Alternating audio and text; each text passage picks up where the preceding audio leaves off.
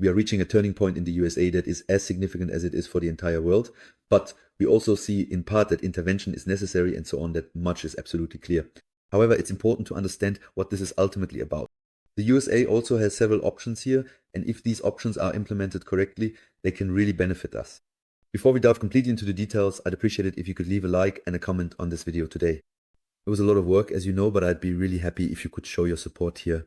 Now, let's talk briefly about Bitcoin. Bitcoin is still holding up very, very steadily. Right now, we're simply seeing that we're just hitting certain liquidation zones and that the market makers are acting just as they always do. They're grabbing liquidity both at the top and the bottom, and we're kind of stagnating again, just waiting to see what really happens here. Not much is really happening at the moment, except that the market makers are just cleaning up the market a bit. But overall, it's actually a good thing when we keep having these longer correction phases, because it cleans up the market and gives us greater upward potential in the future.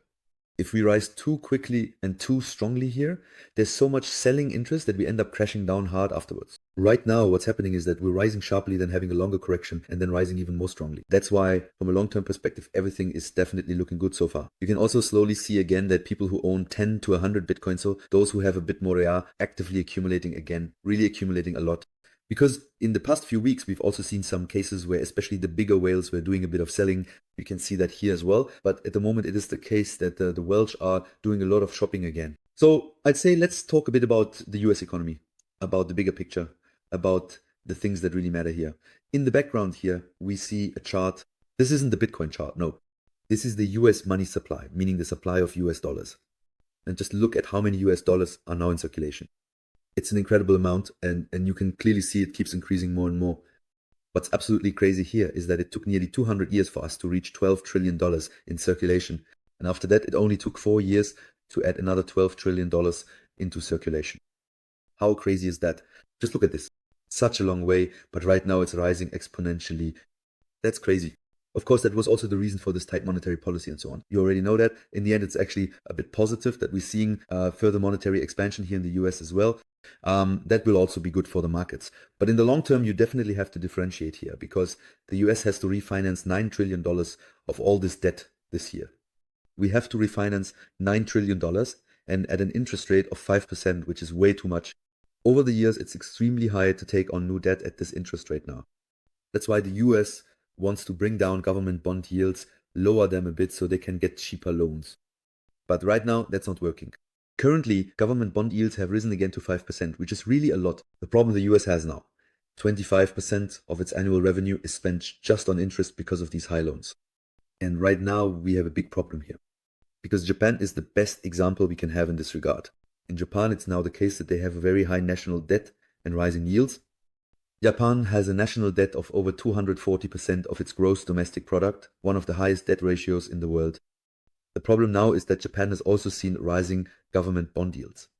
As a result, refinancing becomes extremely expensive. And slowly but surely, we're reaching the same point here in the USA. The problem with this whole issue is that if 25% in the USA is used just for interest payments, we won't have any money left for hospitals, roads, infrastructure, the military, or social services. And this is exactly where, at some point, we reach a breaking point, because eventually it will reach such proportions. The USA also has to keep taking on more debt, and then the whole thing collapses in on itself. And the crazy thing is, the national debt of the USA increases by $1 trillion every 180 days. So roughly every half year. I mean, how crazy is all of this? We already at nearly $37 trillion here. We'll definitely reach that figure this year. And in the end, this calculation just doesn't work out in the long run. Because, as I told you, there will be a collapse simply because there won't be any money left for anything else. And as you can see here, the USA keeps printing money, but the real challenge in the end is to print money without triggering too much inflation. And that's exactly where the USA is at this point. And what worries me a bit in this regard is the fact that we currently have high interest rates, but still an expansion of the money supply. As I said, that's good for the markets, but from a global economic perspective, it's actually not a good thing. Because normally the money supply only increases when we have low interest rates. But this whole carousel has now become so extremely inflated. This bubble keeps getting bigger and bigger, and the USA has to accept everything despite high interest rates and still implement an expansion of the money supply, because otherwise they won't be able to pay their debts anymore, and the entire system would completely collapse. And in the real economy, there are simply times when you make good money, when we see an expansion of the money supply, and when we see a shortage of money, What is absolutely clear is that here from 2023 to 2026, we see an expansion of the money supply. And currently we are also in this phase. This is really the time when you make money according to the timing and the data. But of course, this mainly affects the real economy and the stock markets, but naturally also our crypto market. And it should also be said that Donald Trump is known for liking to print a lot of money. At least in the past, we saw that he really printed an extreme amount of money. That was also the reason why we had such a massive bull run back then. At the moment, Trump is still holding back a bit, although we can see that the money supply in the US is slowly starting to rise as well. In the end, the US has to refinance $9 trillion this year. They want low government bond yields for that ideally. Government bond yields around 3 or 4%, maybe even lower. Currently, they're at 5%, and that's really way too high. What can the US do? First, lower interest rates. If they lower interest rates, government bonds will no longer be as attractive. They could buy government bonds themselves. That would also cause yields to fall, and they could start printing money.